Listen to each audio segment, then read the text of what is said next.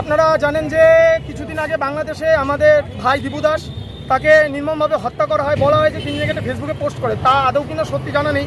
কিন্তু দেখা গেছে যে যেখানে একটা কোনো কিছু খারাপ কিছু হলে পুলিশ প্রশাসন সমস্ত কিছু রয়েছে, কিন্তু আমরা দেখতে পারি যে বাংলাদেশে যে ইউনিট যে জেহাদি সরকার, তার পুলিশ দীপু দাসকে বাঁচাবে কি না জেহাদিদের হাতে ছেড়ে দেয় এবং তাকে নির্মমভাবে হত্যা করা হয়। এবং তারই হত্যা যে নির্মমভাবে হত্যা করা হয় তারই প্রতিবাদে আজকে আমরা ধূপগুড়ির যে সনাতনী ভাইরা আছি সবাই মিলে আজকে আমরা এই প্রতিবাদ মিছিলে সামিল হয়েছি।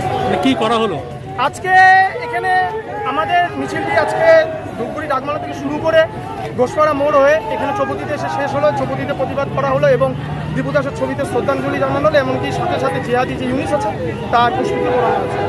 আপনার নাম ও পরিচয়? আমার নাম আবিক চৌধুরী।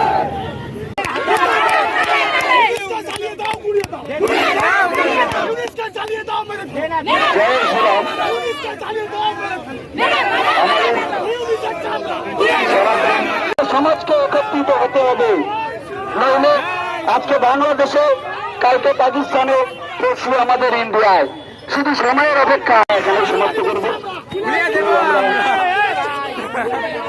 আর আমরা ইউনিটকে এক্ষুনি জ্বালিয়ে দিচ্ছি। এই ইউনিট ঘটনা